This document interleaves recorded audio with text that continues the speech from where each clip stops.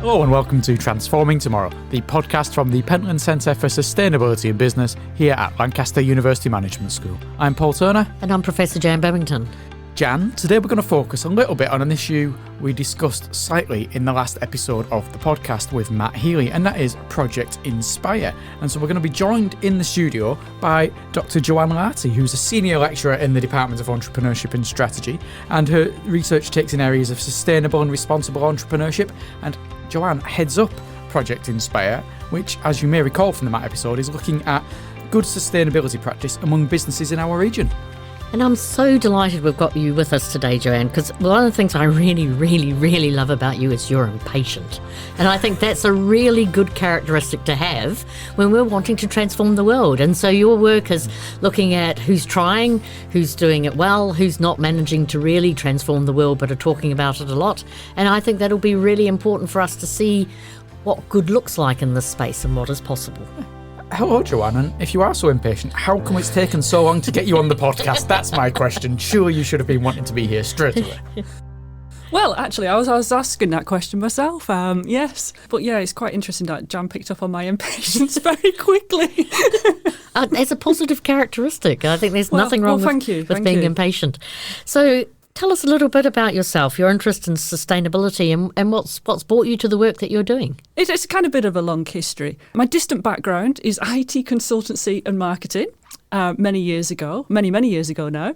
And then I moved into doing a PhD looking at small businesses under this umbrella of entrepreneurship. And ever since I've kind of delved into the area of entrepreneurship, I've always asked the question of what actually is it? And it's how it's embedded within, what you may want to call neoliberal discourses associated with wealth creation. And it was all about the dream to be your own boss and make money associated with that, regardless of the impact on those businesses, on the individual business owners, because a lot of business owners struggle. They struggle to make money. They struggle to, they put an awful lot on the line to run the businesses, and the impact on society and the environment. So I had my own little, I'm having a word. What's a word? Epiphany. And really became interested in purposeful businesses. And at the time, I also got the opportunity to do some teaching and run workshops with environmental science PhD students on entrepreneurial thinking for sustainability.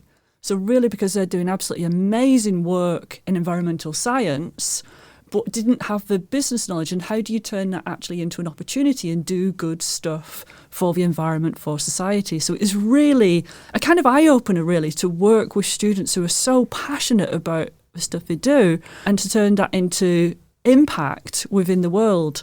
And then after that, I worked on several sustainability projects, including the big Recirculate GCRF funding, which was on the water circular economy, working with institutions across sub-Saharan Africa, which was an absolute insight into just working with amazing people who are doing amazing things. From there, I'm going through this very quickly, some wonderful PhD students looking at sustainability and exploring how we might better evaluate the impact of sustainability-focused university business collaborations, because there's lots of projects that we work on at universities in collaboration with businesses.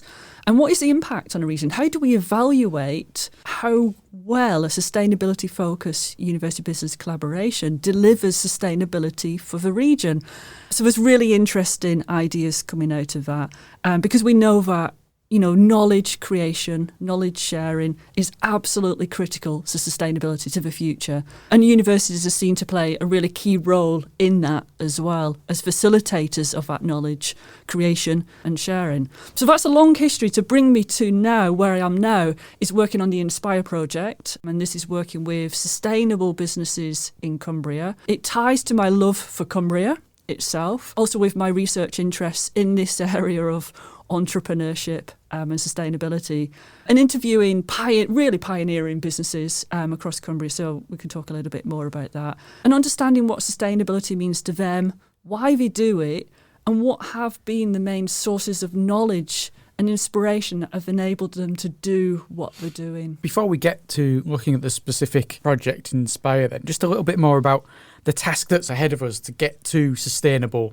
responsible business. How big is that challenge to get there? There's a lot going on in businesses, in large businesses and small businesses. Whether that's enough at the moment, I'm not sure. And to be honest, I'm not convinced that it is at the moment.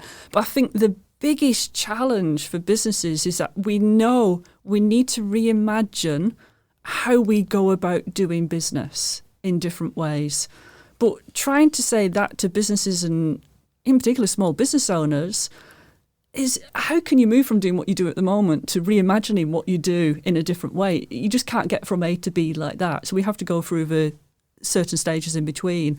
So yeah, it's kind of thinking about the incremental, but having the long-term view of that we do need to do so much in the future. Let's go then to Project Inspire, this wonderful sounding project that you've got going on. Tell us a little bit about it and how you're looking at inspiring examples of business innovation. Okay, so the kind of little bit of background to this is I did a study a few years ago on other businesses, non-sustainable businesses, and understanding the challenges. And I came out of that and I thought, it's very difficult to learn from the businesses that are not doing it because you understand the challenges, but we already know all the challenges. There's research and it's identified 175 different challenges that businesses face in terms of sustainability.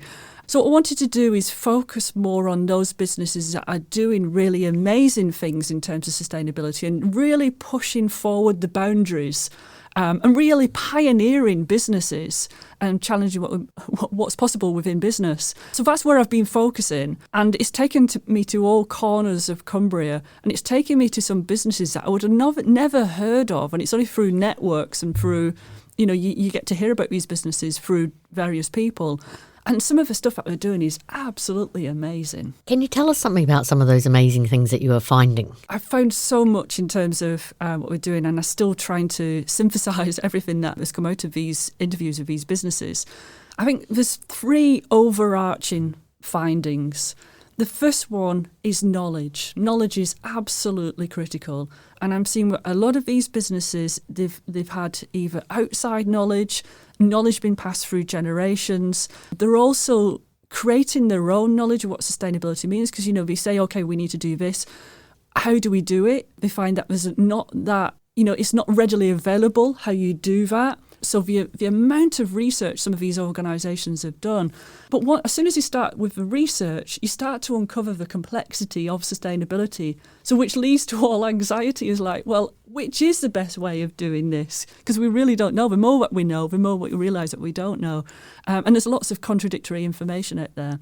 So first of all, knowledge is absolutely critical. Number 2 is place. And this is I think this is interesting in Cumbria. Obviously, it'd be interesting to do similar studies in other areas of the UK, of the world. But there's a lot of passion for where these businesses, where they live, where the business owners live, and where they are based. And it's a really deep connection to the place, to the aesthetics, to the beauty of the landscape, to the cultural history of place, and preserving those aesthetics and that tradition that's been very long-standing in Cumbria. So that's the second thing is place, and I can talk a little bit more about that. And the third thing is time. And it's time in different ways. So there's time in terms of taking a long-term perspective. So not seeing that this is sustainability. You need to think ahead. You need to think not just a next generation business owner or not just in 5 years, 10 years. It's what is a real long-term consequence of this.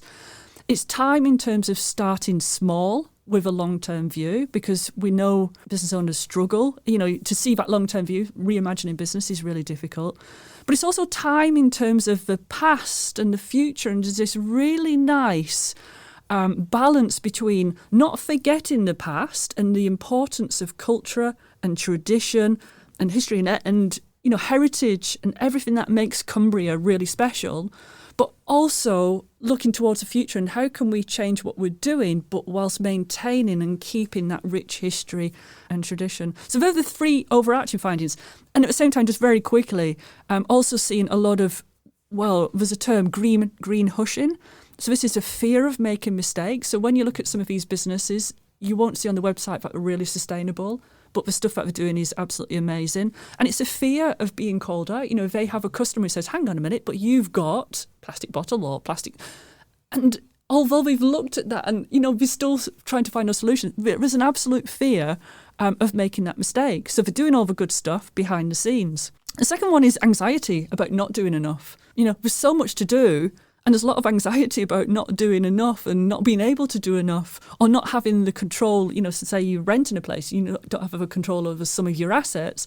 And then the third one is knowledge. And again, we can talk further about this. It's just, there's lots of pockets of knowledge creation and sharing, but it's really challenging. And it's thinking about how can we better facilitate knowledge sharing and knowledge creation within the region. You say you want to talk a little bit more about place, and I think it's probably appropriate to explain to some of our listeners who won't necessarily be that familiar with Cumbria, the kind of county it is. I'm a Cumbrian. I know the county reasonably well, I'd like to think.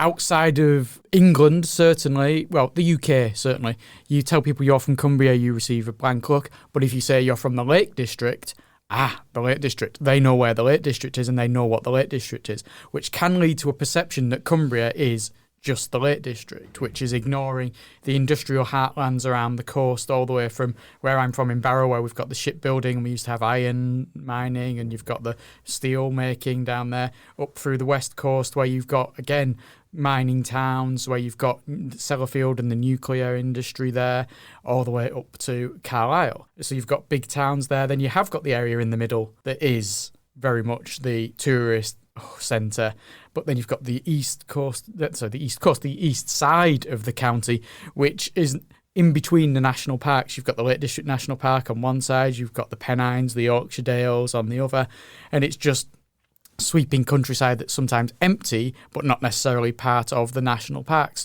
And you've got big urban settlements in here, big relative to the area it is. We're not talking London size, we're talking towns the size of Kendal, 40,000 people and places like that. So there's such a varied landscape and county there. Oh, absolutely. And I think that's what makes, well, the Lake District National Park, which is which, like you say, everybody recognises. Lake District National Park has 18 million visitors every single year. There's lots of discussion around that, and how can you disperse people to visit places like Eden Valley and the coast of Cumbria. So there's lots of, So this connection with place, does it vary from the firms that are from different parts of the county where there are different histories, industries, sectors that are operational there? Most of the companies that I've interviewed are within the national park, some on the outskirts towards Barrow in Furness. But I see the same thing. It's still, the place is really important for those businesses. And it's not necessarily in the national park that's important, but it's the places where they have been brought up and where they come from. Before we go on, and I am going to allow you to answer the next question, I cannot live with myself as a resident of Barrow without saying it's Barrow in Furness and not Barrow in Furness, because anyone listening to this podcast from Barrow would be screaming at me the next time they see me if I did not correct you, and I can't risk my own life by not doing that. Sorry, Joanne. I've got told off so many times and I still can't. Yeah, I'd still need to practice. Yeah. Imagine it's on fire and it's in a furnace. So I really like the three-way classification you're giving us, Joanne, because that gives us a really nice structured way to look at the topic area. So I'm going to start with knowledge, and in particular also picking up on you talking about green hushing, because if people are being quiet, then no one can hear about somebody who might be in the same industry or might be beside them in the same town or region, and so they won't learn. So are businesses keen to learn from each other, and how can that happen? That's a really good question, and I think this is at the heart of one of the big challenges in Cumbria. I think, one, it's a rural landscape, or predominantly rural landscape. It's difficult to get from one side to the other side. If you want to go and see a business from Barrow to Ambleside, it takes a good hour to get there. So it's taken a lot of chunk out of your day. There's other issues here, I think, because a lot of businesses have, there's so much knowledge in Cumbria about, the stuff they're doing. There's an awful lot of knowledge about the tradition and history, which were much more sustainable practices than a lot of the practices that we see today. So actually, in one sense, going back to tradition is really helpful. And I think this is what's interesting, because some of the businesses have mentioned that it's going back to the tradition and history and understanding those more sustainable practices, but also tying that together with more recent knowledge and understanding about how we can do that. So some have like children going off to university, some have, children have worked away and may come back, or people who started businesses, have worked in London, worked elsewhere in the UK, and then come back to Cumbria because, there's a love for Cumbria and moved in. And it's combining those different knowledges, I feel that seems to be really important, is bringing outside knowledge in, but also tying it to the history and in tradition. So there's an advantageous in that there's a lot of knowledge in Cumbria, but I think the constraints are one in terms of the region and the rurality of that region. Is that a word? Rurality? Anyway. But also in terms of, because if you spend most of your business learning how to, be more sustainable and doing all your research, and it's kind of it's what's at the heart of your business. And, can some of these businesses, do they have the time to share their knowledge? You start then to become reliant on the businesses who've done quite an awful lot. But that's kind of a real asset to that business, and it's of value. So there's lots of big questions here about this. And I know that some of the work that we've done in partnership with you and also with Matt Healy through the Pentland Centre is to explore the idea of prizes, and whether or not prizes, for example, for sustainability in business is a way to both reward those people who have put in the time and really have transformed what they're doing, but also has a side effect of transferring learning to other people as well. Not that it would necessarily, as a prize winner, you would be pestered by everyone to know what you did, but by characterising what good is in a prize, other people could come to recognise some things that they could do. So what do you think of this idea of prizes as a way of transferring knowledge between different places? I think it's a really good idea, and I think it helps. And I think it's not just prizes. I think prizes play a really important role because they give voice and visibility to some of these companies and the good work they're doing. And obviously, if you have a financial incentive and a financial prize, then it obviously helps that business to do more.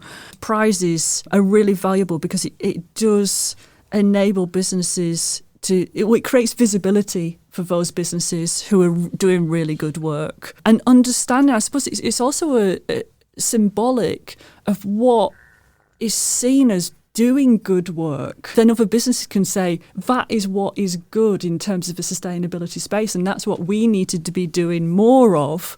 I guess it doesn't have to be a prize either. It could just be general recognition. You don't have to be walking away with a shiny, gleamy trophy. You can just be recognised as someone saying, yes, that's really good work. That's a really good point. And I think maybe we need to do more of that within the region to recognise a lot of these businesses who are doing really good work, alongside prizes, alongside other mechanisms to promote some of the good work across Cumbria. And this takes us back to place, because you're talking about Cumbria there, and I guess that you must be a reason for you focusing on place. And is it because of the shared geography, but also maybe the shared mentality and attitudes of these companies that are there? And what can we learn from this idea of place-based innovation? So I think there's many different scales of place that are important, because I think you brought an interesting point earlier about the different places within Cumbria. So place is not necessarily just geographical places that we recognise, like Ambleside or Grasmere or Furness. Well done. Thank you.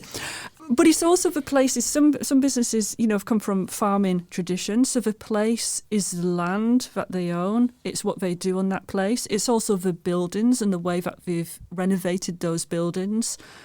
So there's many different places and many different scales. That's really important. For some businesses, it was more about the Lake District National Park as a whole.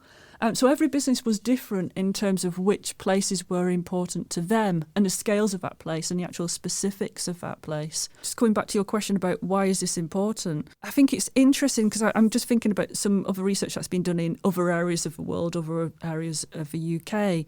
And sometimes place isn't as prominent in that research because obviously, we talk about different places. Cumbria and Lake District National Park has created its own identity, and we feel a kind of attachment to that place, and we kind of know what it stands for and know what it's about. So I think it is different depending on different places. This has all been very positive, so I'm going to turn myself into Paul, which is a bit of a scary idea, and say it's not all good news though. And coming back to maybe some of the impatience and frustration that you feel about some of the work you do. So what limitations do you observe for businesses to be more transformational in dealing with sustainability outcomes? Wow, that's a very big question. I always ask the big ones. Yeah, Everyone says that after my question, so for which I apologise. One of the limitations is that any business needs to make money to survive. That's number one. And, we're talking about a lot of small businesses. We're talking about difficult economic conditions at the moment. There's lots of challenges for businesses, an awful lot of challenges for businesses. So economic has to be number one in terms of making sure that business survives. But kind of in addition to that, well, first of all, it's knowledge. And knowledge is really important. Businesses are at different stages. Some businesses, the businesses I've been talking to, are doing an awful lot of sustainability. There's many businesses who are doing a little bit and just making the first steps onto that. There's many businesses who want to make a first step and wondering what that first step should be. So there's many different businesses in terms of that. And so it's different knowledge for different businesses. This need to make money, I think, comes back to something that you said quite early on in the podcast. And you talked about being stuck in a neoliberal mindset. And it's very hard to be sustainable in an unsustainable system. And so in some ways, the fact that anyone can break out of it is somewhat amazing. But then, of course, people are going to be constrained by the system they're within as well. It's been used twice now. Please define for me a neoliberal mindset. Do I have one? It's hard to know. Well, we'll get Joanne to define a neoliberal mindset. Joanne looks delighted at the prospect. If you will bring phrases into this podcast, Joanne, that aren't necessarily understood by every single one of our listeners, you have to be willing to define them, I'm afraid. Well, I'm not going to say that's a very good question because I suppose it is, but Yeah.